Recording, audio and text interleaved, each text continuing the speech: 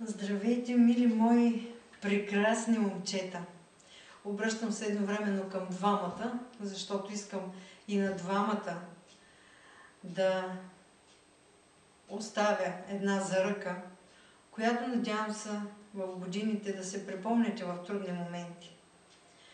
Мисля, че когато Гошко заминаваше за щатите, му ги бях казала тези неща, но знам, че ежедневието е забързано и тежко и за вас, и едва ли си ги спомняте. Но когато имате такъв запис, предполагам, че в годините, в трудни моменти, ще го пускате и ще се припомните 10 майчини заръки. Не 10 Божи заповеди, а 10 майчини заръки. И така, момчета, искам да знаете, че никой и нищо в този живот не заслужава вашия живот. Най-ценното нещо, което имате, това е живота ви. Пазете го. Второто нещо, което искам да ви поръчам е, че не трябва никога да се отчаивате. Никога не посягайте на живота си. Трябва да знаете, че и от най-трудните ситуации има изход. Помнете това. И от най-трудните. Никога не мислете, че просто живота е свършил и не може нищо повече да се направи. Винаги има изход. Това трябва да запомните. И така, третата заръка. Никога не вземайте решение вечер. Особено когато това решение е важно в живота ви. Знаете, че има една българска поговорка: утрото е по-мъдро от вечерта. Вярно. Вечер си мислиш, че няма изход, че нещата няма как да тръгнат в правилната посока, че нищо не може да измислите, но сутринта като станете, просто отговора сам идва при вас.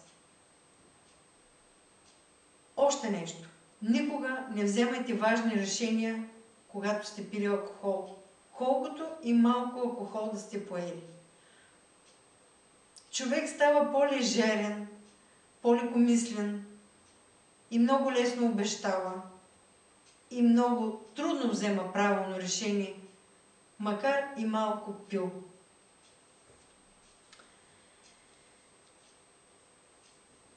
Искам да запомните нещо много важно в живота. Никога старайте се да живеете така и не допускайте никога да сте зависими от някого или от нещо. Независимо какво е. Не допускайте някой да ви изнудва за каквото и да било. Не допускайте и вие да сте зависими от нещо. Наркотици, алкохол, навици. Знаете, че навика е втората природа на човека и най-големия негов господар. Не допускайте да сте зависими от нещо или от някого.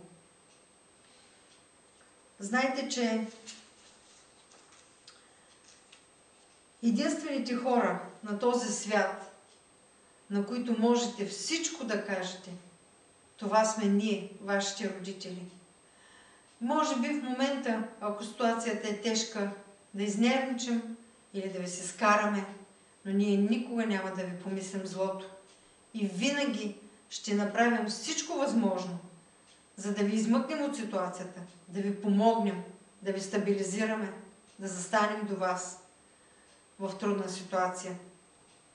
Така че не споделяйте с приятели и близки, защото хората гледат